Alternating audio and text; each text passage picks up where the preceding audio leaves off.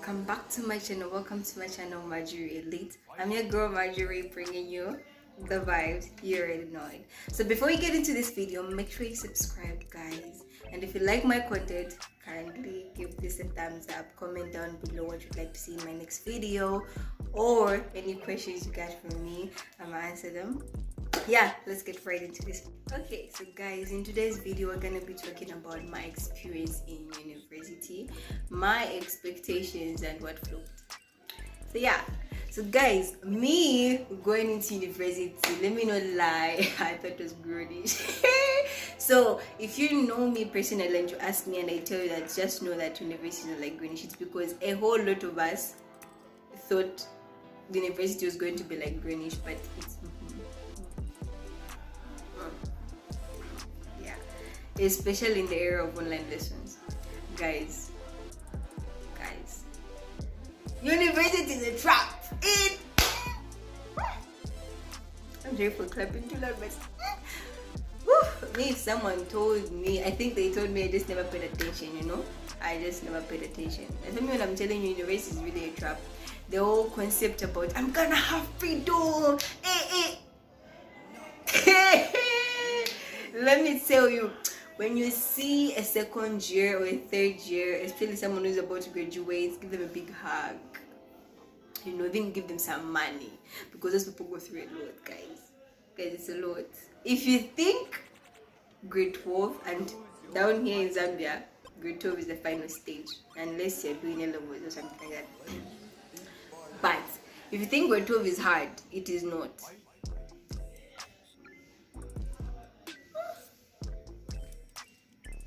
There's a reason why they don't talk about it. It's so frustrating that you don't even want to talk about it. When you come back home and then they're asking you how is school, and then they expect you to say, hey, school was fine, I made new friends, and then I bought this outfit, and we just want to sleep. When you go home, we just want to sleep. Don't disturb us. We just want to sleep and forget that they're in school. Especially if you're writing exams, guys. Someone should tell parents that emphasis they like putting on asking us how were the exams makes us want to cry. It makes us want to cry. And this is not even just for students, even pupils. When you're writing an exam, there's that pain in your heart, especially if the paper was hard and then someone is asking you how was the exam, and then you just look at them and you just think,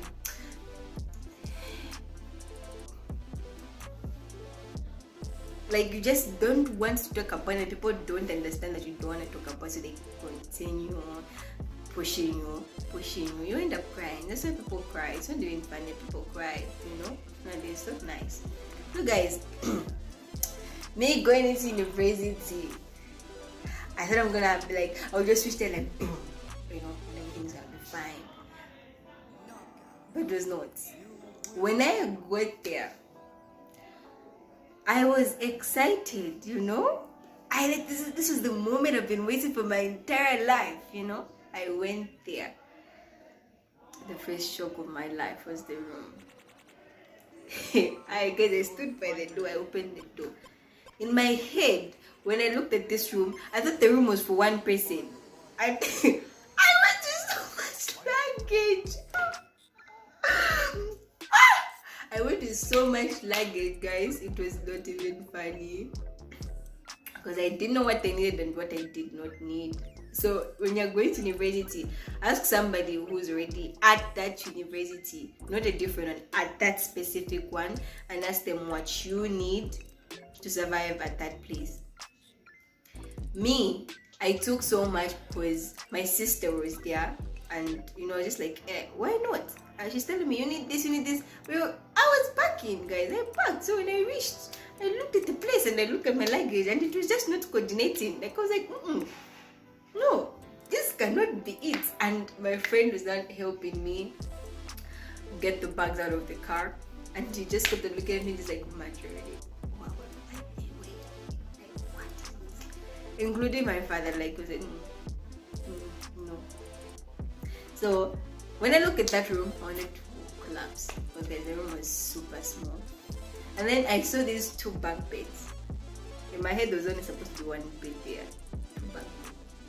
And I started thinking, I'm like, maybe there's a mix-up. So I actually went back to swap the keys. I'm like, there's a mix-up in my room. The room is small and it's showing that it was supposed to be 2 people. They're like, yeah, it's supposed to be 2.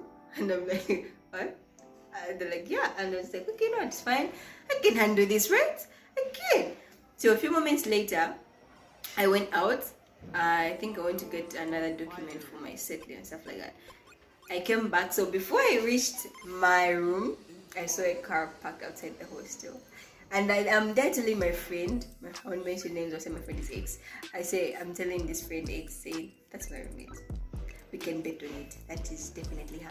And I look at her luggage and I'm about to die because seeing hers is just not going to work.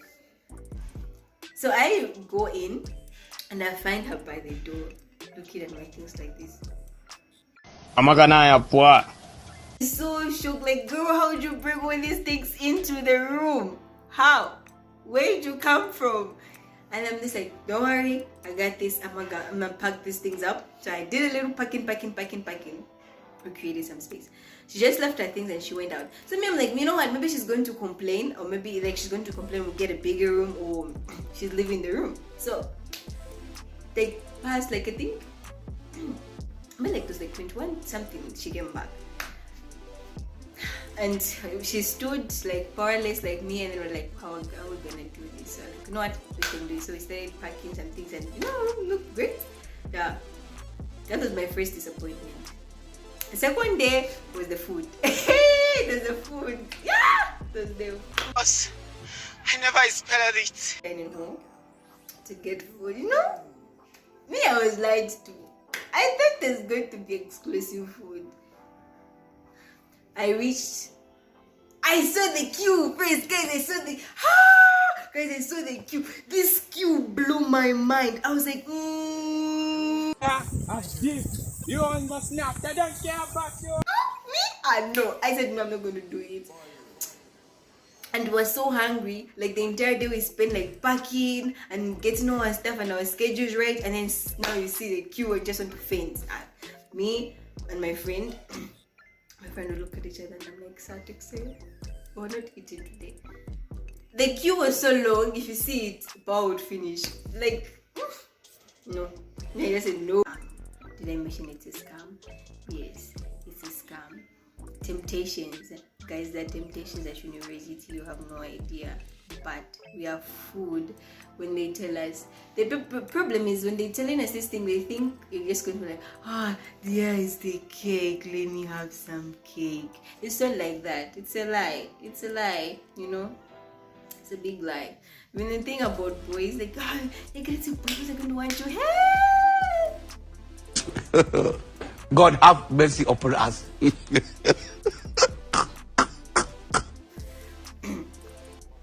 The temptations about boys to the scam, there really are no temptations, because most of them are just playing, and you will know. You have to be smart enough to know that this person is just playing. That story is for another day, but yeah.